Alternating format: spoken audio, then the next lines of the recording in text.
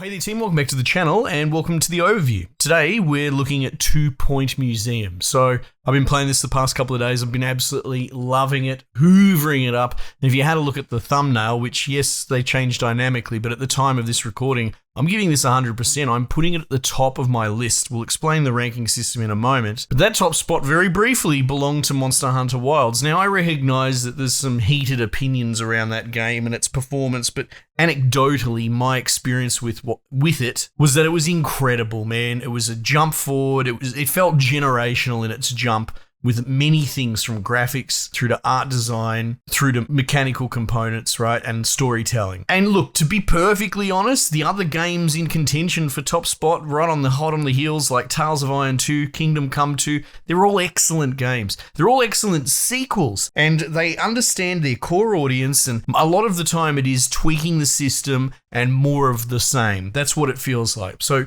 2 Point Museum is that, and then some. So much so that I would say that this is the best in that series, which some might think at face value is sacrilege. How could it possibly be better than 2 Point Hospital? Well, we can unpack all that, but generally speaking, not only is this an excellent game in its own right, but it's proved that what seemed to be a sort of a project of recreating as a spiritual successor a classic game, Theme Hospital from times past, and proving that they could handle it as a studio with, let's say, grace and humility, right? They didn't really over-design 2 Point Hospital. It was Theme Hospital 2.0. But then Campus showed that they could do some unusual and interesting stuff with it, and Museum just sort of concretes it to the point where I hope they do a fourth game. Surely they will. And I have no idea what it is, but whatever it's going to be, I'm excited. I don't care. It could be 2 Point bloody Librarian, right? You could pick some boring thing. It doesn't matter. The fact that they can come up with such innovative and clever gameplay design fundamentals and still make it feel like what got you on board with 2 Point Hospital is the reason why this gets top slot. It is a sequel and then some. Anyway, look, off to the races with a bit of a rant intro. Like I said, I'm doing an unusual review system this year. It's experimental, reviewing 100 games over the course of the year and ranking them all from 1 to 100. We're filling the list out from top to bottom, so it's still going to take some time to bear fruit. So bear with me, playlist and all that sort of stuff in pinned comment. But yeah, this bumps everything down and goes at the very, very top of the list. As far as credentials, caveats, that sort of thing, I will play a game till the credits roll or until I hit the 18-hour mark, because it's the average amount of time it takes to clock a game. That's what I've put in here. I've put in 18 hours, though I've gotten through the king's share of the core content and all the different biomes and maps, and now we're into a point where sort of hunting stars and that. Now, that's not to say that I'm truly into end game and running out of content, and there's also a sandbox mode and all that. Anyway, my point is that there is so much stuff there, and I've kind of picked and chosen. Well, basically, there are sort of different disciplines. There are different subsections of your museum that you can specialize in. And while I'll specialize more in, like prehistoric and aquatic, I'm building out, fish tanks and that sort of stuff now. Others might be more drawn to the space anomalies or, even the sort of spiritual horror side to it as well. So there's something there for everyone. However, you do dabble in all of it. But that's the point. That's how much time I've spent with the game. Okay, so we don't really need to talk about the previous games other than that they exist and, they still hold up. I would say jump into this one first for sure if you haven't played any of them, because this is excellent. It's so good. However, I did a video tail end of last year where I revisited 2 Point Hospital ahead of this release because I was anticipating it. But look, one of the sort of broad, let's say, structural components to all three games is that you will be given a scenario. Kind of gimmicky, usually, a little bit more actually, gameplay focused in its gimmick, as opposed to being sort of a humor. Oh, you've got to, deal with a haunted castle, you got to deal with a haunted hospital, like a lot of it didn't really change the gameplay. A lot, it was closer to aesthetic and more for gags. In this, it's huge. The gameplay changes radically depending on what stream you're going down. But generally speaking, you'd have some sort of star system akin to something like, Operation Genesis. Oh God, that's not what they call it anymore. Jurassic World Evolution. There's a throwback because that was based on a previous awesome game as well. But this idea of instead of just being a linear kind of from base to base to base, you could hop back and forth to eke out a higher star rating. You're essentially incentivized, albeit fairly gently in Theme Hospital, in 2 Point Hospital, to, backtrack and eke out more stars, right? It was an interesting system. It was fun. And I'm talking a lot in sort of past tense because in light of this game's existence, they've basically just made it better. And honestly, that's where a lot of the similarities start and stop. The humor's still there. It's sort of got that British dad joke gag thing. It feels a little bit more muted here, but that's because of the theme of it. It's more about exhibits, and they're all gags, right? Be like, the Ice Age prehistoric things will be dudes frozen in blocks of ice and things like that, right? It's all very cheeky and funny, but obviously it's not about watching the animation of someone get their head unscrewed as a light bulb or something like that, that's how Hospital was. You've still got, like radio DJ voiceovers, got some old familiar favorites, got some new ones as well. It's all very funny, but I do feel like, not that it's moving away from humor, I would say it's hanging its hat less on humor, which I appreciate. I've said this before. Games that fancy themselves as funny humor games first usually have shit gameplay. And I'm not saying that's the case with 2 Point Hospital, it's kind of the exception. So the humor's there, the gags are there, all the cool little animations, they've got kids in this now and they're hilarious watching them climb all over these, fossils from thousands of years ago and sticking their fingers and heads in holes and causing trouble and running around getting bored, having tantrums. It's very cool. So yeah, people watching and seeing all the animations is still there. It's still a lot of fun. But I feel like they really did lean into, let's get a more solid and robust gameplay loop sorted out. So we're going to talk about that. So at its core, you're essentially building, as is familiar, like a building area, and you're showcasing exhibits. And they vary so wildly, right? But let's just stick with the opening, starting kind of stuff. Let's say prehistoric things. So, you'll be getting like giant footprint fossil, that sort of thing. In fact, fossils is an entire subcategory. So you have prehistoric, but then fossils as a subcategory. You have stuff in amber. You also have things like skeleton sets, for dinosaurs. Anything you can think of from a museum. It's actually quite a wide range of innovative play space. So the developers really tapped everything you could possibly think of being in a museum. But we'll just stick with a fossil for an example. So you have to source it. You'll start with maybe 1 or 2 in your museum, but let's worry about where it comes from. And funnily enough, we mentioned Jurassic Park Evolution. It uses that same sort of fossil mechanic. It just happens to work just as well in museums. So you kind of send these little away teams. You'll have a helipad, and you send them off to like a meta world map. There'll be little locations there. There'll be some requirements like, hey, you have to send an archaeologist, or maybe you have to send a janitor. It depends. You've got all sorts of different classes, assistants, security guards. So some old familiar stuff, but definitely some new things. So you construct your little team. They have skills, much like with the hospital game previously, but they're totally utilized differently. They're more of a check mark against like almost an XCOM meets choose your own adventure light away team, right? So you basically bundle in your 1 or 2 dudes for an early mission. You send them off. It's really readable. It'll give you a list of the events that can happen, and one of them is going to happen, and they're positives and they're negatives. Now, to get rid of some of the negatives, you might be able to use a one-off item for your team, like a med kit will, remove from the table. So it's quite gamey on a small scale, but it's still very charming, and it actually gets quite tricky with some of the later and more lethal ones. You dudes don't explicitly die, but they go MIA, which is functionally the same thing. You can, bring a med kit to remove one of the injury things from the table. A lot of them will be sort of level gated, so there'll be something, maybe the combined level of your away team has to be level 15 to unlock it to be in the table rotation, and that might increase the rarity of the exhibit that you bring back. Inversely, there might be some medical dangers that will go away if you have a skilled enough crew. So it's one of those things, as you do more and more runs, your competence at overcoming these repeat locations will increase, right? And there's so many different locations and there's unlock requirements and they're all sort of chained together. So that gives you an idea. You make your little team, you send them on the expedition, they come back, they have an event happen, and if they're injured or whatever, they need time to recover. You can send them off to like a hospital trip if you really want to, but generally speaking, time will heal them up. And then that's that. You get a thing back, there'll be a loot table of what's been discovered and what hasn't, so there'll be a couple of different things that you can get there.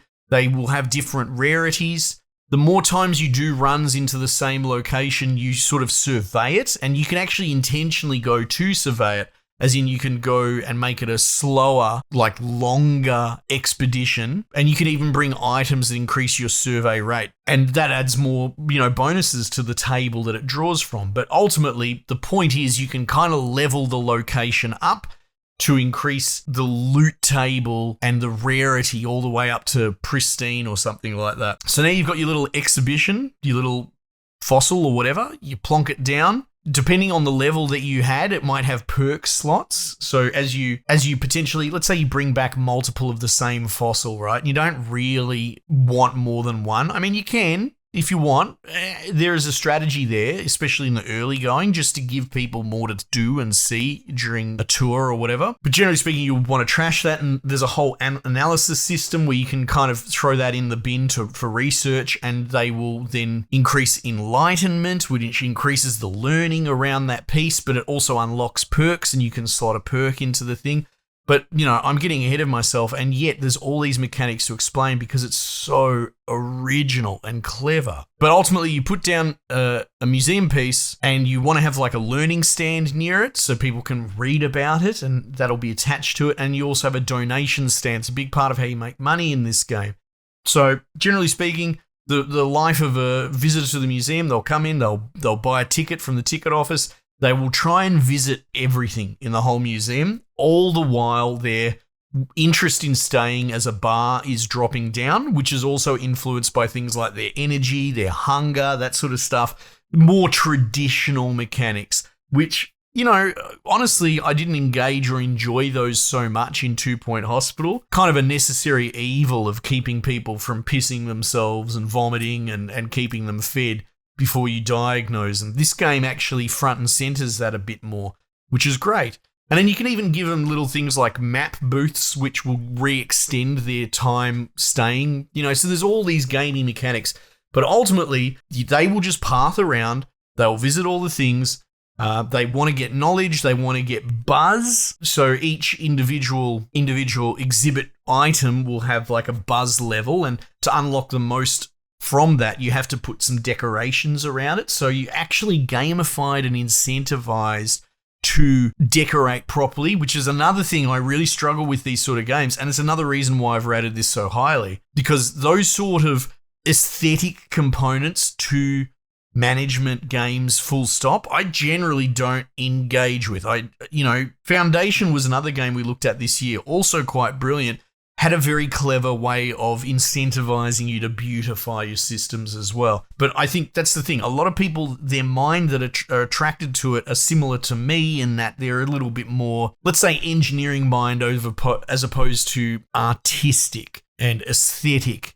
And if I can build everything in perfect grids and just make it max efficiency, I will. So this game actually incentivizes you to decorate and beautify to a point. It doesn't go overboard.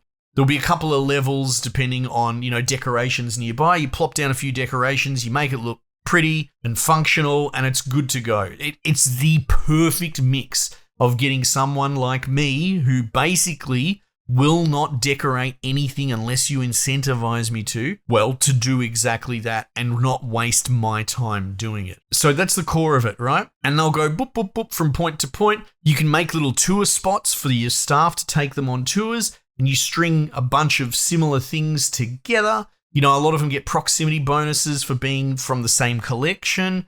So, maybe you make a 5-stop tour, but you don't want amber in the tour, or you want it all as amber stuff, right? Or all as fossil stuff, whatever, right? And I guess that's the sort of core of it through the lens of just the prehistoric stuff, the basic first thing.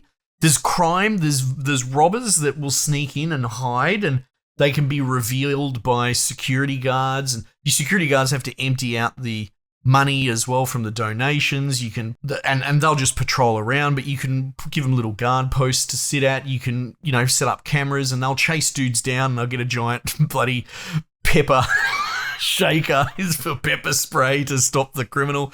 But the criminals sometimes they'll vandalize your stuff, but a lot of the time they will actually whole cloth try and steal your exhibits. And if they get off the map with them, that's it, it's gone. Sometimes they'll ransom them back to you if you leave the exhibit up, but generally speaking, it's on some random table. I've had ones that they've just never ever done. You have to accept it's gone. Again, another brilliant way to incentivize someone like me who would probably be lax with the security to actually pay attention to it. It's like, this is a pristine fossil that I did bloody 10 runs and I've put all perfect perks in and all that, and there's no way I'm going to let anyone steal that, so I'll put guard posts bloody everywhere as well. So again, they've thought of everything, and they've incentivized someone like me to engage with other mechanics that I probably normally wouldn't. But that's the game. And then the depth is insane because there's 6 different main categories. So we've got prehistoric. What else we got? We've got marine. And that focuses more on things like, I don't know if you ever played Megaquarium, but it feels like that, a lot of those mechanics. Aquarium management.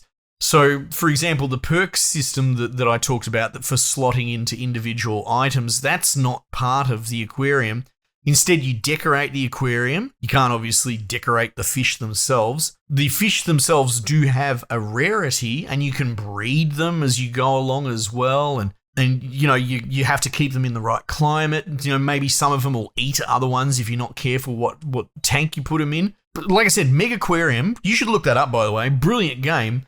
But that's 1/6 of this game. Not that it's a pissing contest or anything like that, but this essentially contains an entire legitimate game in the aquarium management that I have seen in another brilliant release. So, you have temperate, tropical climates, that sort of stuff. I'm getting into sort of deep, dark sea monsters, and got an electric fish that seems to set everything, seems to electrocute anything I put in the tank with it, so I need to work that out. Also, I mentioned skeleton pieces. That's another thing, that's sort of a multi-part. Maybe there's 3 pieces to make a Triceratops skeleton, and so you have to do multiple runs to construct and build that out as well, so that's a little bit more nuanced. And again, the overworld map, each of these different locations have, different locations. So there's an entire marine map with different locations all through it. And then there's some crossing over, right? Like botany is one that sort of cross-pollinates. Sometimes you'll have a botany location in the marine thing, for example.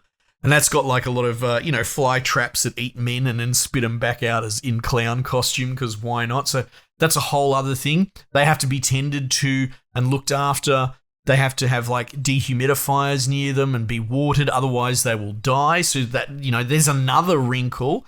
Your fossils can't really die. They get dirty and need cleaning, but you have to keep your plants, alive, which is wild. There's a whole spirit realm thing as well. So horror cursed objects. One of them is like an Annabelle statue, which I realize looks at you, the player, as you move the camera around. Their head looks straight up at you, which is pretty nightmarish. But like that has a whole thing where you can find spirits and sort of Ghostbuster put them in these viewing rooms, and then you have to kind of decorate the room with their needs. So a little bit more sort of 2 Point Campus in a way. So you have to, paint it, if they're a ghost from the industrial era, you have to match that and match the furniture and keep them happy and stop them from breaking out.